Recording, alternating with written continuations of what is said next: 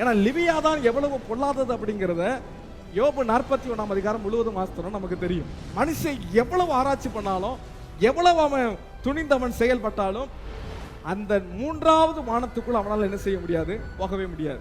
அதே போல மனிதன் எவ்வளவு பிரயாசப்பட்டாலும் கடலுக்குள்ள சில அடி தூரம் தான் அவனால போக முடியுமே தவிர அதற்கு மேல அவனால போக முடியாது.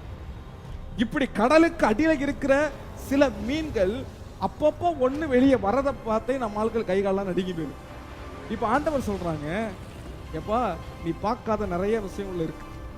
ஆண்டவர் சில காரியங்களை சொல்லிவிட்டு அவர் சொல்றார், எப்பா நான் படைச்சதை இவ்வளவு பயங்கரமா இருக்கும்னா யாவே என்னும் யெகோவாகிய தேவன், பிதாவாகிய தேவன் நான் எவ்வளவு பரிசுத்தம் உள்ளவர், எவ்வளவு பெரிய தேவன் என்பதை நீ நினைத்துக் கொள் அப்படிங்கிற. அவருடைய வருகையை குறித்து எத்தனையோ வருஷங்களாக நாம் பேசிக் கொண்டிருக்கிறோம். ஆனால் நம்முடைய நாட்களிலே நாம் வாழ்ந்து கொண்டிருக்கிற இந்த காலகட்டங்களிலே ஆண்டவர் சில அடையாளங்களை நம்முடைய கண்களுக்கு முன்பதாக